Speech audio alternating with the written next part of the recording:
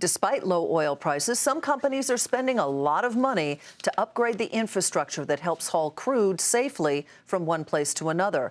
And one of those companies is Tesoro. Morgan Brennan has our report tonight from Vancouver, Washington.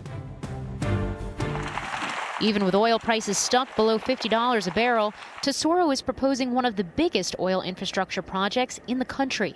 This is a fantastic spot. It's in the Port of Vancouver in Washington. It's been an active port for over 100 years.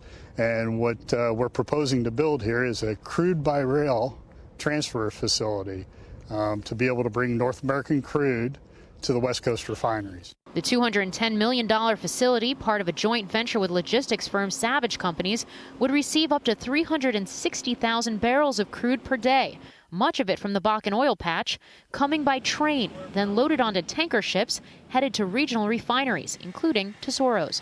If the infrastructure is not in place, we don't have access to the oil. So with the infrastructure, then it's the price of the crude, the price of transportation, and the quality of the crude, which the quality really means how much gasoline and diesel can you make out of that crude oil. Energy analysts say the strategy makes sense since Bakken oil is light and sweet, meaning easier to process and better on the environment.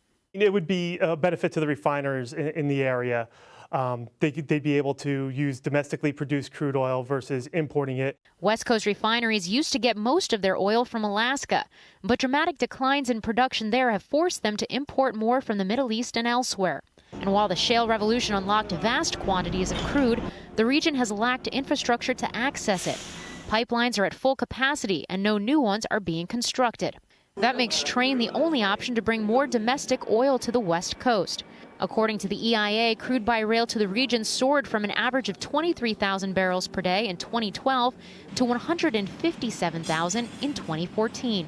What we've seen is refineries in the Pacific Northwest have put in these crude by rail facilities to take advantage of the increasing production not only in North Dakota but as well as in the Rocky Mountains in order to supply their refineries given the declines in Alaska North Slope production.